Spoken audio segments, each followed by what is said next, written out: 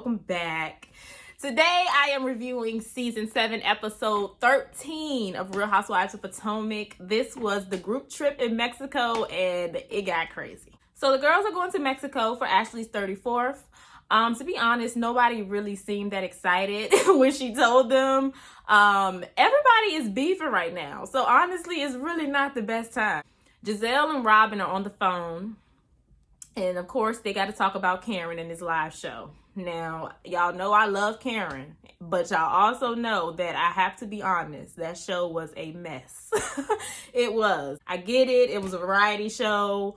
It was Karen and friends, but the way she explained it and what we ended up seeing, it didn't match. Everybody was confused. The audience, the viewers, the girls. Like, if everybody's confused, we not about to sit here and act like that's a successful event. But I did see that she posted a flyer and she's continuing with the shows. So that's good. And hopefully they get better. So then they talk about this Charisse thing. They keep pressing this issue because Charisse wasn't invited to Karen's live show. So Giselle goes, she tried to exclude her purposely to be mean. Didn't y'all do that to Wendy? Wendy was not invited to Family Flop Day, and she was also excluded in Miami, but nobody cared then. And plus, Charisse still finds her way to be in the group, so I'm not understanding the issue. She's pretty much not only invited to Karen's events, and that's it. All of the other girls invite you to their events. You still go on the cash trips. Like, girl, relax. You still getting your camera time. So then we move to Mia and Gordon. And Gordon basically has to take the responsibility of supporting the kids while she's not there. And by supporting, I mean like attending their academic event, scholastic, sports event, whatever events they have going on. Now, I don't know about anybody else, but I can completely relate to that. Growing up, I feel like my mom was more of the like involved parent. Like if I had a spelling bee or something, she would be the one to attend the spelling bee. She would attend like, you know, the little programs they have for school. Now, my dad did go to some things. I'm not going to act like he didn't. But for the most part, my mom was the more involved parent. So I completely related to her. I don't know if that's normal. I don't know. I mean, I think that's probably normal or common. But I understand some people probably didn't grow up that way too. So I want y'all to let me know in the comments. Can y'all relate to that? Some people grew up in single parent households. So, you know, it was whichever parent they were staying with. But me personally, I grew up in a 2-parent household. My parents were married. They were together, so we were all living under one roof. But when it came to like school events or helping with homework and stuff like that, that was always my mom's role, you know? So I understand where she's coming from with that. Yeah, so Mia is ready for this trip. She needs a break. And she seems to be the only one excited. And of course, probably Ashley, since it's her birthday. So Ashley, Wendy, and Karen arrived in Mexico. And everything is cool and peaceful. They having a good time. Peaceful, is happy, you know. They're saying happy birthday to Ashley. However, the other ladies on the other side, with the other group, with the negative people, Mia and Jacqueline was arguing on the plane on the way there. And they was arguing about how they raised their kids. So I guess Mia disagrees that Jacqueline has a village to raise her kids, which is probably out of jealousy because as we just saw earlier, she pretty much had to, I don't want to say beg, but just for lack of a better word, she pretty much had to beg Gordon to fill in for her, for the kids while she was gone. So maybe she feels some sort of way that it's not as easy for her to get the help for her kids like Jacqueline can. I don't know. But it definitely does take a village, but there's nothing wrong with having a village to raise your kids if you have that. There's absolutely nothing wrong with that. I think that Mia was just jealous. But the situation that happened that ended up creating this whole argument was Jacqueline's nanny, which is also her sister, called Mia and asked her where her kids were. Which I did find a little weird because why didn't you call Jacqueline? Why are you calling Mia to ask where Jacqueline's kids are? Like, that was kind of weird. And Jacqueline was sitting right there with Mia. So yeah, that was kind of weird to me. While I understand why Mia felt a kind of way about that, the way she responded was just completely out of line. She was just like, I don't know, ask Jacqueline, those ain't my kids. Like, that's just rude, because if you and Jacqueline have been best friends, almost like sisters since you were kids, then those should be your nieces and nephews. And you should definitely care if they appear to be missing at the moment, you know, whether it's like a big deal or not. Like, those are your nieces and nephews. Well, they should be like your nieces and nephews. So yeah, that was messed up. So that, I guess, is what starts the falling out, which honestly, they clearly already had some built up resentment and tension towards each other. So that was just like the straw that broke the camel's back. So Ashley bought toys for everybody. It wasn't a bad idea, but it clearly didn't work. Then Candace is talking about how she has just gotten into inspecting her cooch. And I'm not gonna lie, Robin has some good shade here. So Candace was talking about like inspecting her private area, you know, because she wants to have kids and she wants to see what it looks like. Like, she wants to see the before pictures. So she wants to inspect her cooch. Robin says, well, maybe her and Mia should go in a room and inspect each other. Because if y'all remember what Mia told us about her and Jacqueline, yeah, her and Jacqueline, I guess, played operation with each other or played doctor or whatever. So that was some good shade for Robin. I gotta give her that. So they're discussing Karen, of course, like they can't help themselves. They talk about Karen and how she said that Charisse puts a dark cloud over the group, and I get why she probably feels that way, but I don't necessarily think Charisse puts a dark cloud on the entire group. She just feels that way because she don't fool with her like that. Now, Charisse is very unnecessary to this group. Don't get me wrong. But to say she puts a dark cloud over the entire group will be giving her a little too much power.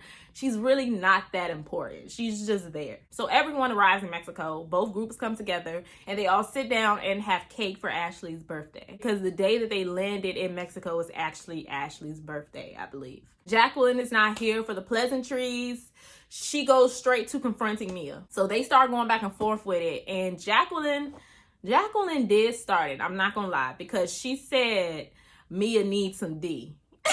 So Mia's like, well, do you want to go there? And Jacqueline is like, well, do you want to go there? So Mia is like, close your legs to marry men. So Jacqueline says, I'm done with you. I'm done. She starts crying, getting hysterical. She is done with the friendship. The fact of the matter is, they just don't need to be friends. Because how did this little stupid argument turn into all of that? Now, Jacqueline did take the first dig. She did. She took it there. But I do want to know what married man that Mia is referring to. Jacqueline breaks down crying and she blurts out, I would never sleep with your husband. And everybody is like, who said that? and I'm not gonna lie, nobody said that. Nobody said it was Gordon at all. But I think that everybody is assuming that she's referring to Gordon given their strange relationship. So Jacqueline, you kind of jumped the gun, but I guess she's clearing the air because she feels like everyone's assuming that she's talking about Gordon, which we were. I don't know about y'all. Well, I don't know about y'all, but I definitely was assuming that she was talking about Gordon. And I just feel like, you know, even though Jacqueline kind of threw the first dig and she kind of jumped to conclusions with the whole husband thing, Mia is just handling this so wrong. Like, she's just acting so nonchalant and like she don't care. I don't care about the kids. I don't care if we break up. I don't care if we not friends no more. I don't care. Like, what? This is a girl who, didn't she say Jacqueline's mother took her in and they grew up together and they were like sisters? You can't give her that same respect to look after her kids? And then you gonna act like you don't care about the friendship? Like, Mia is just handling this all wrong. And Jacqueline is clearly hurt. And Mia is just completely unbothered. So this is bad. So everybody just tries to brush past it and move on. But it's like, dang, like the group was already beefing before they got on the trip. Now we have added yet another layer of beef on this already tense trip. So yeah, the energy is really bad. So Karen gets on the Google and she looks up a shaman and she tries to take them to this random shaman on the beach and try to have this good moment and healing and closure, and everybody is just being so fake. They are all talking trash in their confessional. And then they all give these fake hugs at the end. Mia tried to hug Jacqueline. She wasn't having it. And I respect her for not continuing that toxic cycle, whether I felt like she started it or not.